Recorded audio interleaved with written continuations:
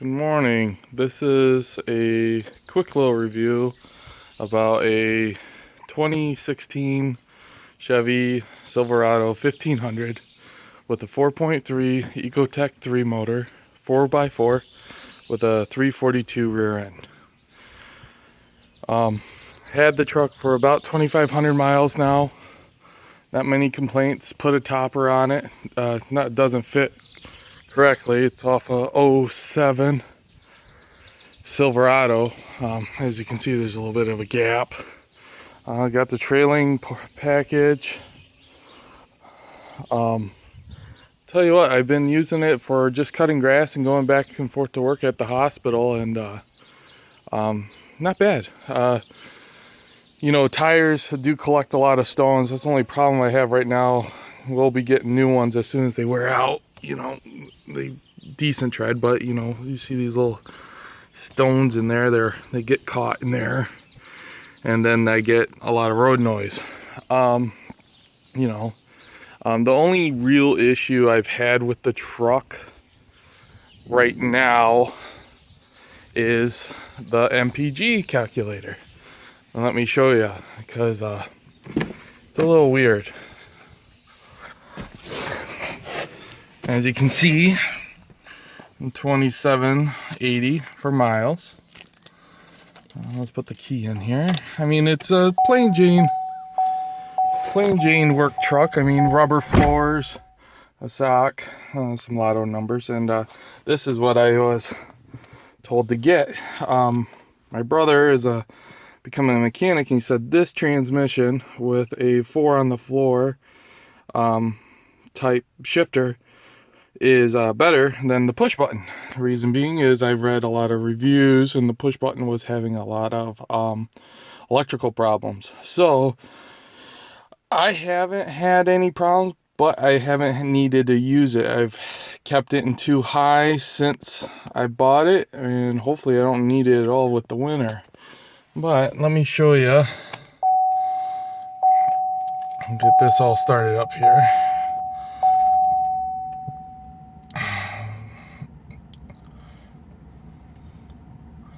Right here, 27.4 miles to the gallon.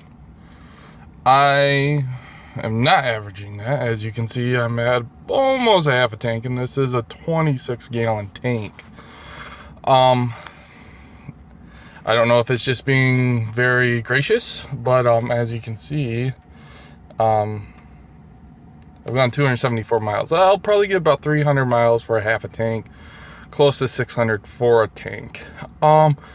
I'm on Fuely.com with this truck, and the last couple tanks I've had, I've gotten 23. Best one I think I got was about 24.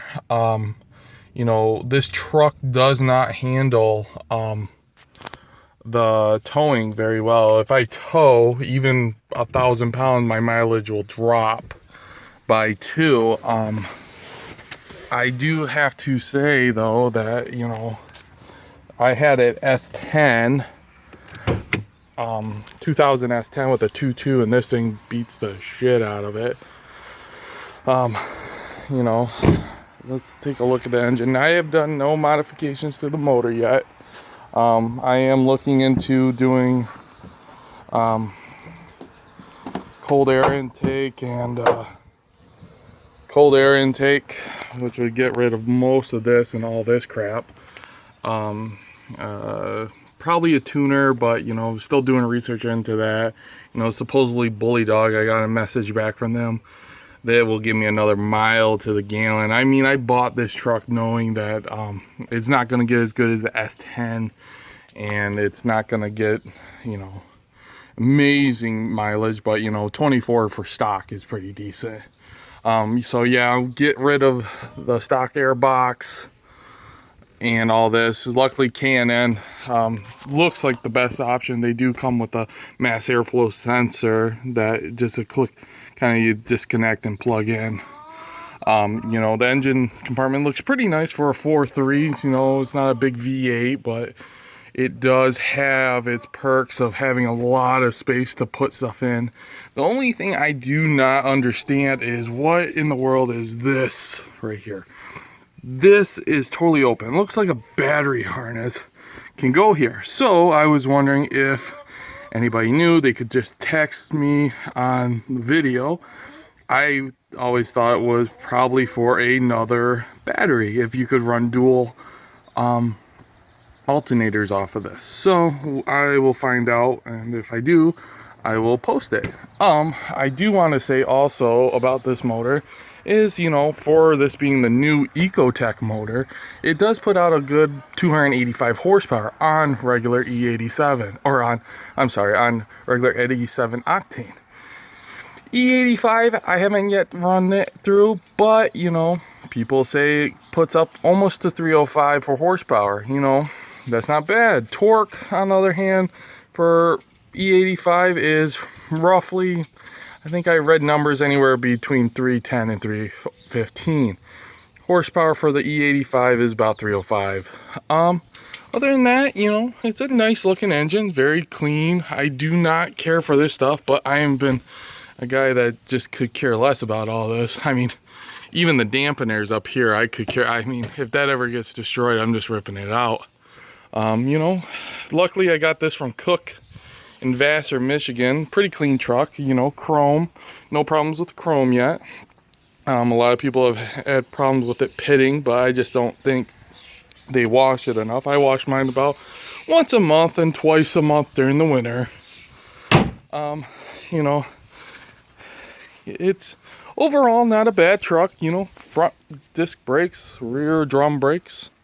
I do have to say, you know, with the topper being on, the step is kind of good, but I lose my handle because of the topper. Probably will put in a different topper.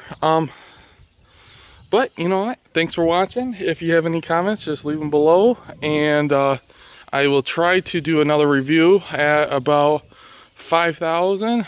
See how it's gone and discuss any problems. And I wanted to tell you, I have not had any vibrations in the front. A lot of people have been having vibrations in the front of these trucks.